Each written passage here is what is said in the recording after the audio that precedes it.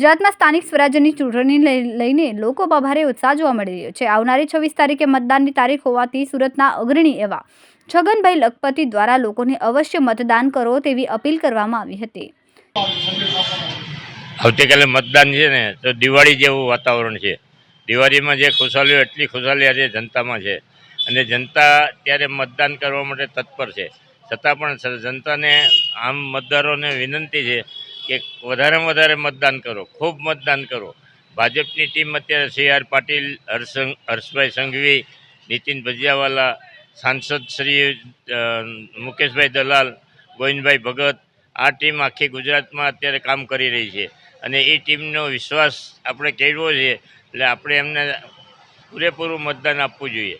એટલે બહુ ધ્યાન આપીને મતદાન કરો એવી મારી મતદારોને અપીલ છે।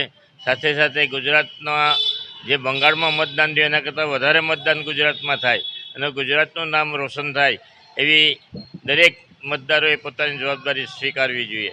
સાથે ગુજરાતમાં અત્યારે જે પરિસ્થિતિ છે એ પરિસ્થિતિ શાંત છે અને સુરત પોલીસ કમિશનરને પણ ધન્યવાદ કે આટલી મોટી વસ્તી હોવા છતાં આ ગુજરાતના જે મુખ્ય પોલીસ અધિકારી છે એમણે પણ ખૂબ ખૂબ અભિનંદન કે આખા ગુજરાતમાં કોઈ બનાવો બન્યા નથી। એ ખરેખર ધન્યવાદને પાત્ર છે, કારણ કે અત્યાર લગનની ઘણી ચૂંટણીઓમાં તો કંઈક ને કંઈક તોફાનો થાય, કેટલાક લોકો અસામાજિક તત્વો, પણ આ લોકોએ જે ગુજરાતમાં કંટ્રોલ કર્યું પોલીસ ખાતાએ અને કોઈ પણ બનાવ ન બને એને માટે જે તત્પર અને બહુ વહીવટી સુધારણા કરી છે અને અસામાજિક તત્વોને કંટ્રોલ કરવા માટેના જે પ્રયત્ન કર્યા છે એ ખરેખર ધન્યવાદને પાત્ર છે। એટલે આપણે દરેક મતદારોને વિનંતી કે રામપરા, મૈધપરા, રૂગનાથપરા, હરિપરા, મનસરપરા, ગોપીપરા, આ સિવાયના બીજા જે ગ્રામ્ય વિસ્તારમાં આવતું સિટીમાં જે છે એ લોકો પણ વધારેમાં વધારે મતદાન કરે અને બંગાળ કરતાં પણ વધારે મતદાન આપણું થાય એવી આપણી બધાની ફરજ છે।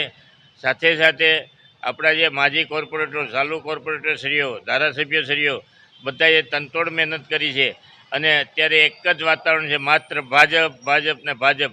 ભારતીય જનતા પાર્ટીએ લોકોના દિલ જીતી લીધા, કોઈની તાકાત નથી કે એને કોઈ હરાવી શકે।